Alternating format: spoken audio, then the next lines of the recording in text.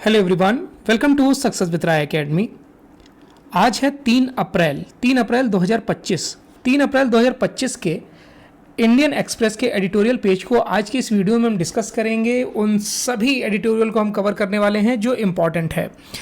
इससे पहले हमने दैनिक जागरण डिस्कशन किया, जो हिंदी मीडियम के छात्र हैं वो उसे देख सकते हैं। हमने उसमें नेशनल एडिशन को डिस्कस किया है जिसमें लगभग पूरा न्यूज़पेपर हमने कवर किया है। और अब बारी है द इंडियन एक्सप्रेस की, जिसमें हम एडिटोरियल पेज को डिस्कस करते हैं।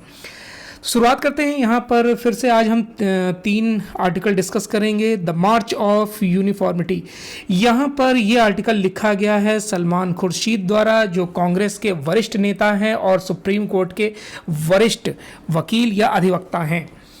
अब यहाँ पर वो 2013 से लेकर 2025 तक के बीच जो वक्फ बिल संशोधन है या जो बिल पेश हुआ, उसमें क्या क्या चीज़ें बदली, क्या क्या चीज़ें होनी चाहिए थी और किन किन बातों की वजह से उसमें रुकावट आई इस बिल को पेश करने में, इन सभी बातों को सलमान खुर्शीद ने अपने इस आर्टिकल में लिखा है। उसके बाद जो हमारा ये आर्टिकल है मिसप्लेस्ड सपोर्ट, यहाँ पर जो गवर्नमेंट की जो पॉलिसी हैं उनके बारे में यहाँ पर बताया गया है। यहाँ ये बताया गया है कि जो गवर्नमेंट है वो वित्तीय संकट से जूझ रही दूरसंचार कंपनियों के लिए जो सरकारी हस्तक्षेप है वो समस्या का समाधान तो है, लेकिन अगर हम लॉन्ग टर्म में बात करें तो ये समस्या का समाधान नहीं दिखता है। नीति को प्रतिस्पर्धा की रक्षा करनी चाहिए, यानी जो भी पॉलिसी बनाई जा रही है उसमें प्रतिस्पर्धा की रक्षा की जानी चाहिए, ना कि प्रतिस्पर्धियों की। यानी कि जो सेक्टर है, टेलीकॉम सेक्टर है, उसमें जो कंपटीशन है उसके लिए नियम बनाए जाने चाहिए, उसकी सहायता करनी चाहिए, उस पर फोकस करना चाहिए, ना कि जो कंपनियां डूब रही हैं प्राइवेट की हो या बीएसएनएल की हो उस पर फोकस करना चाहिए। उसके बाद जो नेक्स्ट आर्टिकल है हमारा स्टॉप द बुलडोज़र, यानी कि जिस तरीके से राज्य सरकारें एक नोटिस देकर घर गिरा देती हैं, चाहे वो किसी मामले में संलिप्त व्यक्ति रहा हो उसका घर गिरा देती हैं, उस पर सुप्रीम कोर्ट ने संज्ञान लिया है। और ये एक तरीके से उन्होंने बोला है, supreme court has against stood up against state. Supreme court एक बार फिर राज्य की मनमानी के खिलाफ आवाज़ उसने उठाई है। इसके संदेश पर ध्यान दिया जाना चाहिए जो सुप्रीम कोर्ट ने संदेश दिया है। क्या संदेश दिया है इस आर्टिकल में हम देखेंगे। उसके बाद है द आइसमैन। अब ये आइसमैन क्या है? एक व्यक्ति हैं वैल किल्मर, उनके बारे में यहाँ बताया गया है। हालांकि ये आर्टिकल उतना इंपॉर्टेंट नहीं है, इसको हम स्किप करेंगे। तो आज हम सिर्फ 3 आर्टिकल डिस्कस करेंगे।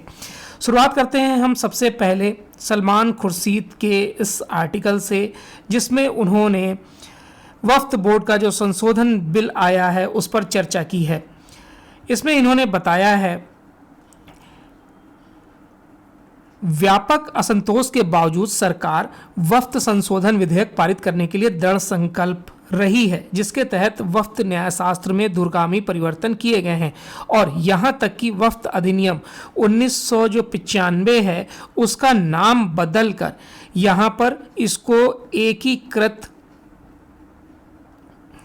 अब सुनिए हिंदी में इसे एकीकृत वक्फ प्रबंधन सशक्तिकरण दक्षता और विकास अधिनियम 1995 कर दिया गया है। सांसद जो जगदम्बिका पाल हैं, उन्होंने उनकी अध्यक्षता वाली संयुक्त संसदीय समिति ने टकराव का स्वर स्थापित कर दिया है। दोनों सदनों में विधेयक के पारित होने के दौरान और संभवतः उसके बाद भी ये जो टकराव है वो जारी रहेगा। इसके लिए क्या हुआ कि सदन को पहले 2 घंटे के लिए बढ़ाया गया और उसके बाद इसे आगे और भी बढ़ाते चला जाया गया और ये जो समय है वो शाम तक चला गया। अब यहाँ पर बताया जा रहा है कि वक्फ जो लॉ है, वक्फ कानून है, भारत के लिए नया नहीं है, ना ही वास्तव में इस्लाम की दुनिया के लिए। वक्फ की अवधारणा पवित्र पैगंबर के जीवन काल से चली आ रही है। भारत में दशकों से विद्वानों और कानूनी विशेषज्ञों द्वारा समुदाय की बदलती आर्थिक स्थितियों की मांगों के साथ आवश्यक वैचारिक विशेषताओं को सामंजस्य बनाने के लिए इसे परिश्रम पूर्वक तैयार किया गया है। मनमोहन सिंह के अधीन अल्पसंख्यक मामलों के मंत्री के रूप में मैंने, यानी कि सलमान खुर्शीद ने 2013 में चुनिंदा संशोधनों के साथ 1995 के अधिनियम को ठीक करने का प्रयास किया। कुछ रूढ़िवादी हलकों से आक्रामक प्रतिक्रियाओं ने उद्देश्यों पर सवाल उठाने की कोशिश की। इसे पारित करने में असंवेदनशीलता के आरोप लगाए गए, जब अधिकांश मुस्लिम समुदाय कथित तौर पर नमाज के लिए सदन से बाहर था।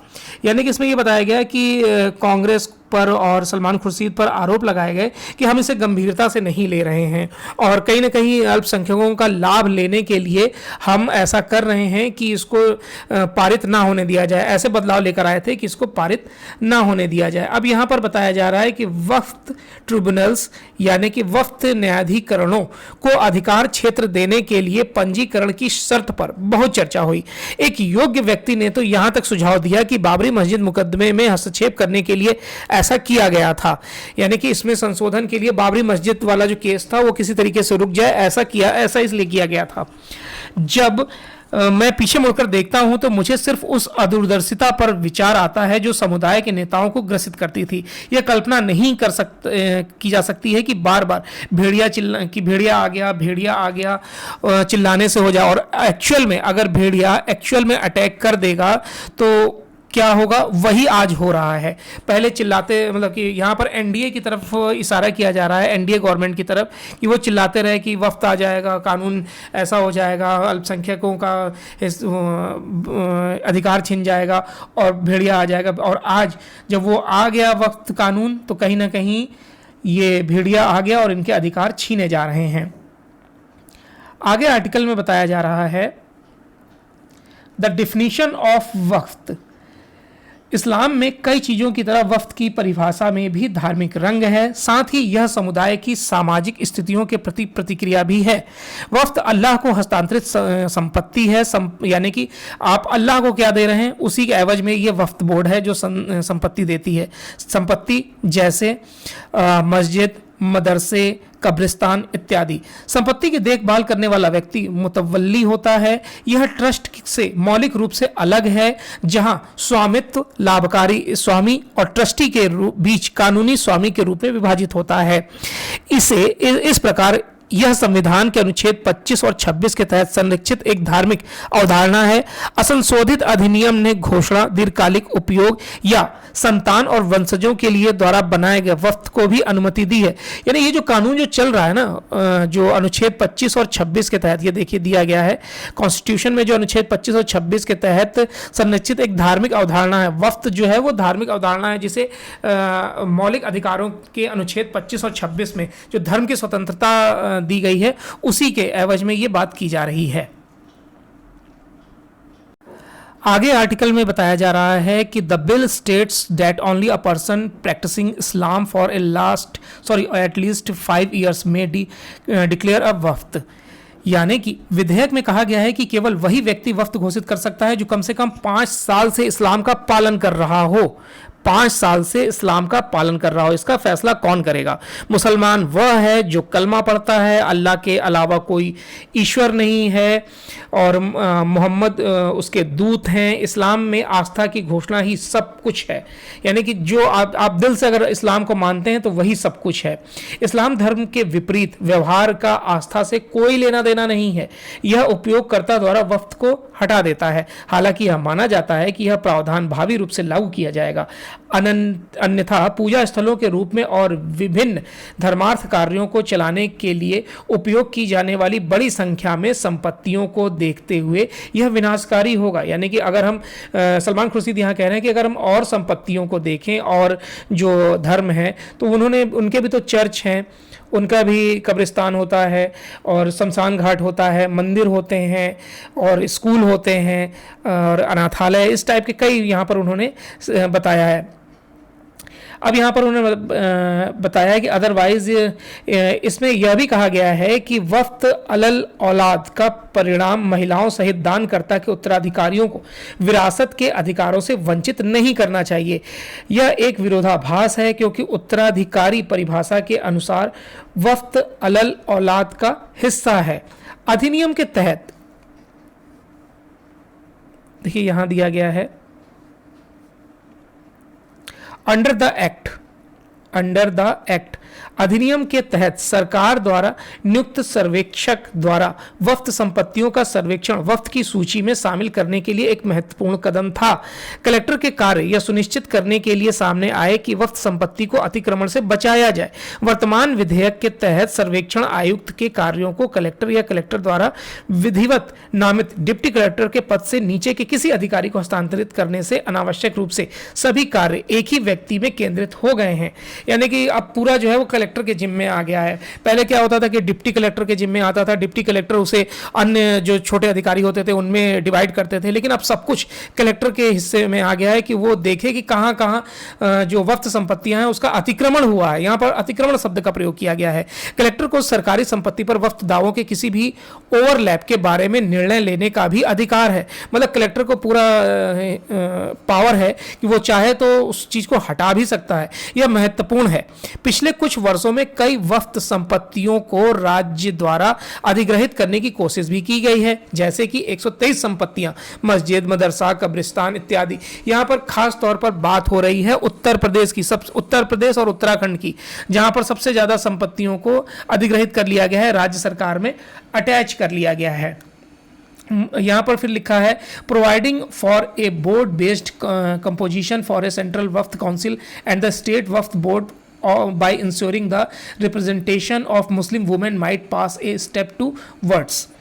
मुस्लिम महिलाओं का प्रतिनिधित्व सुनिश्चित करके केंद्रीय वक्फ परिषद और राज्य वक्फ बोर्डों की व्यापक संरचना प्रदान करना लाभकारी समावेशन की दिशा में एक कदम हो सकता है। हालांकि दो गैर मुस्लिमों को शामिल करना संवैधानिक प्रावधानों के विरुद्ध है और अन्य धर्मों की संस्थाओं के संबंध में प्रचलित प्रथा के असंगत है।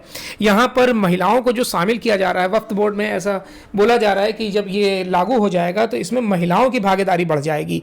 तो ये हालांकि सलमान खुर्शीद कह रहे हैं कि ये सराहनीय पक्ष है कि महिलाओं की भागीदारी इसमें बढ़ेगी। There is already a provision for separate Sunni या शिया वक्फ के लिए अलग अलग वक्फ बोर्ड का प्रावधान पहले से ही है, इसलिए अलग अलग बोर्ड बनाने का इसमें इरादा नहीं होना चाहिए था। यहाँ पर वो भी बता रहे हैं, ये भी बता रहे हैं कि पहले से ही शिया बोर्ड और सुन्नी बोर्ड अलग अलग हैं, तो उनको फिर से बोर्ड के अंतर्गत लाने का क्या मतलब बनता है जब उनके स्वयं के बोर्ड हैं। तो आगे इसमें सलमान खुर्शीद बता रहे हैं,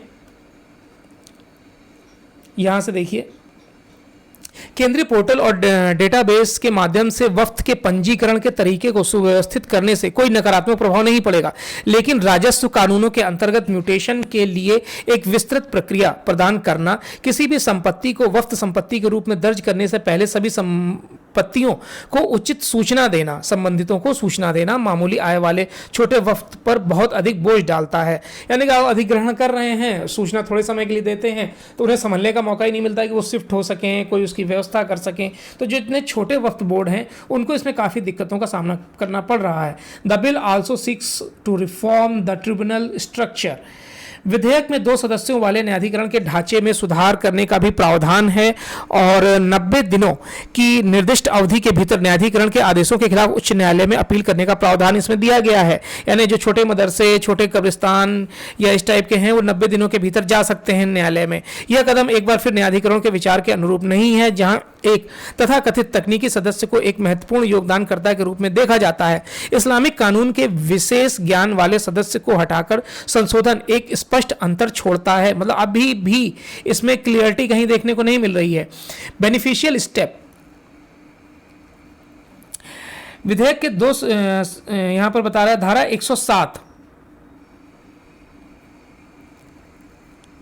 ये देखिए यहाँ पर सेक्शन 107 की बात हो रही है। धारा 107 को हटा देने से, जिससे सीमा अधिनियम 1963 के अंतर्गत किसी भी कार्रवाई पर लागू हो सके, तथा धारा 108 और 108A को हटा देने से जो निष्क्रांत वक्फ संपत्तियों के संबंध में विशेष प्रावधानों से संबंधित है, तथा संशोधित अधिनियम को दिए गए अधिभाव प्रभाव से वर्षों से उठाए गए लाभकारी कदम निरर्थक हो जाएंगे।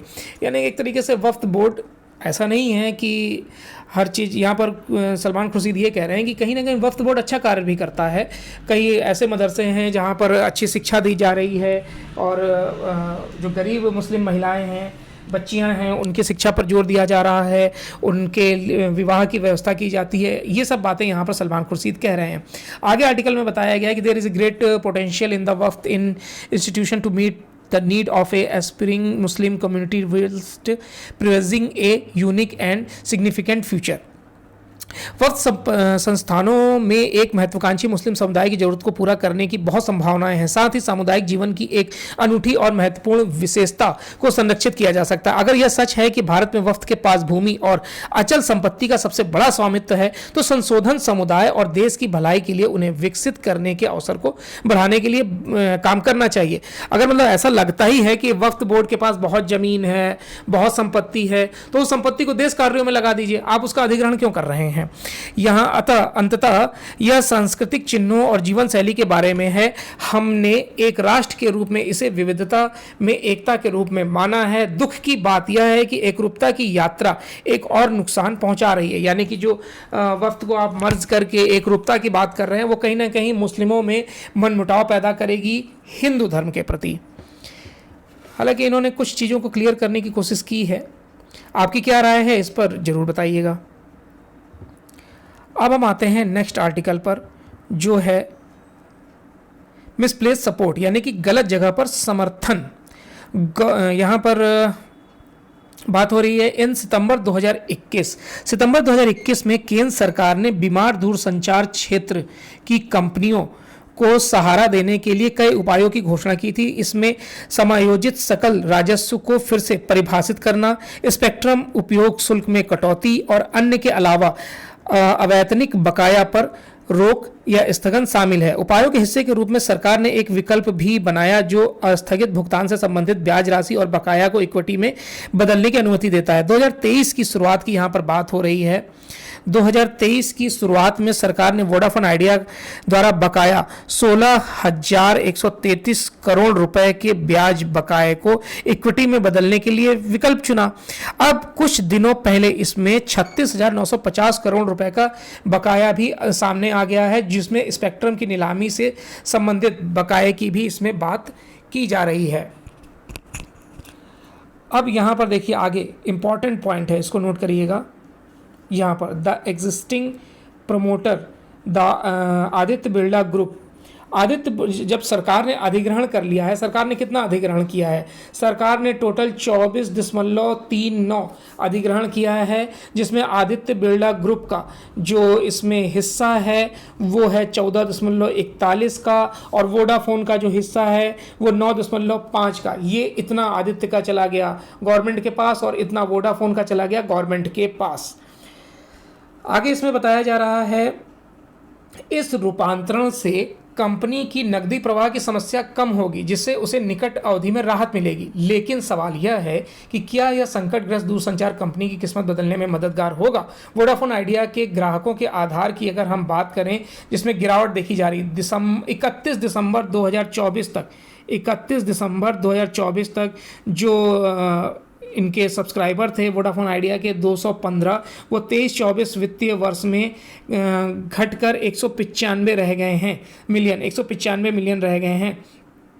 और वहीं पर जो एयरटेल है उसके 233 हैं। तो एक बड़ा अंतर देखने को यहाँ पर भी हमें मिल रहा है।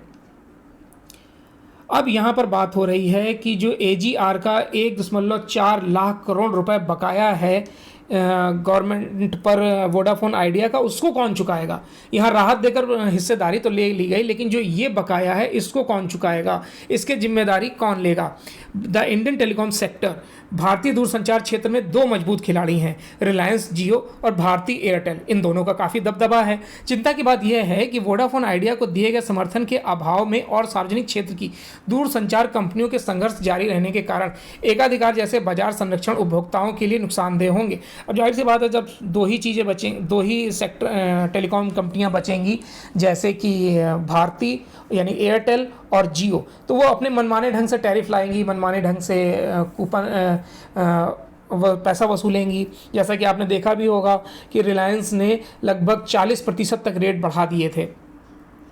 आगे बताया जा रहा है कि नीति का ध्यान प्रतिस्पर्धा की रक्षा करना होना चाहिए, ना कि वित्त रूप से तनावग्रस्त प्रतिस्पर्धियों का। यानी कि अगर वो परेशान है तो उनको सपोर्ट कर दो, नहीं, जो प्रतिस्पर्धा हो रही है उन पे फोकस किया जाना चाहिए कि प्रतिस्पर्धा अच्छी हो रही है कि नहीं हो रही है, ग्राहकों को फायदा हो रहा है या नहीं हो रहा है, इस पर फोकस करना चाहिए। सरकार को निजी खिलाड़ियों के प्रवेश और निकास की सुविधा करनी चाहिए, यानी कि और भी ऐसा प्रावधान किए जाने चाहिए जिससे कि और कंपनियां टेलीकॉम सेक्टर में आएँ। सरकार को किसी भी अन्य हस्तक्षेप से बाजार में विकृति पैदा नहीं की जानी चाहिए, यानी इस तरीके से भी राहत ना दे कि जो बाकी कंपनियां हैं वो बदले की भावना से कार्य करने लगे, जिसमें जनता को यानी कि कस्टमर को, कंज्यूमर को परेशानी हो। आगे का आर्टिकल है बुलडोजर बंद करो, स्टॉप द बुलडोजर। यहां पर सर्वोच्च न्यायालय द्वारा एक बार फिर राज्य की मनमानी के खिलाफ सुप्रीम कोर्ट एक दृढ़ निश्चय के साथ खड़ा हुआ है और इसके संदेश पर भी ध्यान दिया जाना चाहिए कि सुप्रीम कोर्ट ने कहा क्या है। तो देखते हैं आर्टिकल में क्या कहा गया है कि हाल के दिनों में सभी राज्यों और राजनीतिक लाइनों के पार सरकारों के तहत नगर निगम के अधिकारियों ने न्याय के दो बुनियादी सिद्धांतों को ध्वस्त कर दिया है। पहला यह है कि हर व्यक्ति तब तक निर्दोष है जब तक कि वह दोषी साबित ना हो जाए और उसे उचित प्रक्रिया के बाद ही दंड दिया जा सकता है। दूसरा, किसी भी व्यक्ति को किसी समूह द्वारा दोषी नहीं ठहराया जा सकता, न ही सामूहिक दंड दिया जा सकता है। अपराध के आरोपी लोगों और कभी कभी उनके परिवार के सदस्यों के घरों को ध्वस्त करके सरकार कर रही है वो संविधान की भावना और मौलिक स्वतंत्रता की गारंटी के खिलाफ एक बहुत बड़ी अवहेलना है। यह कि बुलडोजर अनुपातहीन रूप से कमजोर समुदायों को निशाना बनाता है। तत्काल न्याय प्रदान करना यह कोई तरीका नहीं है कि आप तुरंत तत्काल न्याय प्रदान करते हैं, यह कोई तरीका नहीं है। यह तो आपके मौलिक अधिकारों का हनन कर रहे हैं। अगर किसी ने अपराध किया है तो उसकी सजा उसके परिवार को क्यों दी जानी चाहिए। While ordering the Prayagraj development authority to pay ₹10 lakh each to those affected by demoralization it's carried out in 2021। Prayagraj विकास प्राधिकरण को 2021 में किए गए विध्वंस से प्रभावित लोगों को 10-10 लाख रुपए का भुगतान करने का आदेश देते हुए सुप्रीम कोर्ट ने कहा कि ये मामले हमारी अंतरात्मा को झकझोरते हैं। अपीलकर्ताओं के आवासीय परिसरों को बेरहमी से ध्वस्त किया गया। इस तरह से विध्वंस करना वैधानिक विकास प्राधिकरण और की असंवेदनशीलता है। इमारत को गिरा देना और परेशान करना, सामानों को जब्त कर लेना, ये तो कहीं ना कहीं मौलिक अधिकार का हनन हो रहा है। आगे आर्टिकल में बताया गया है, यह आश्वस्त करने वाली बात है कि सर्वोच्च न्यायालय ने इस मुद्दे पर अपनी बात रखी है और बुलडोजर अन्याय के शिकार लोगों के लिए आवाज उठाई है। एक बार फिर पुष्टि की है कि उन नागरिकों के लिए अंतिम पड़ाव है जिनके अधिकारों का उल्लंघन उन्हीं सरकारों की एजेंसियों द्वारा किया जाता है जिनका काम उनकी रक्षा करना है। इससे सतर्क रहना और अधिकारों को जवाबदेह ठहराना चाहिए। बहुत सी सरकारें और राजनीतिक दल बुलडोजर और उचित प्रक्रिया को बाधित करने का जश्न मनाते हैं। न्यायपालिका के पास सबसे कमजोर लोगों के लिए खड़े होने का रिकॉर्ड है। अब समय आ गया है कि कार्यपालिका और राजनीतिक वर्ग भी ऐसा ही करें, बिना जुर्माने या सख्ती या धमकी के। और इस आर्टिकल में कुछ नहीं है, इसको स्किप करेंगे। तो ये आज का 3 अप्रैल 2025 का द इंडियन एक्सप्रेस का एडिटोरियल पेज था। आई होप आपने इस वीडियो को समझा होगा, आपको अच्छा लगा होगा, चीज़ें समझ में आई होंगी। अगर इस वीडियो से संबंधित आपके कोई सुझाव हैं तो आप कमेंट बॉक्स के माध्यम से बता सकते हैं। वीडियो कैसा लगा ये जरूर बताइएगा। वीडियो देखने के लिए बहुत बहुत धन्यवाद।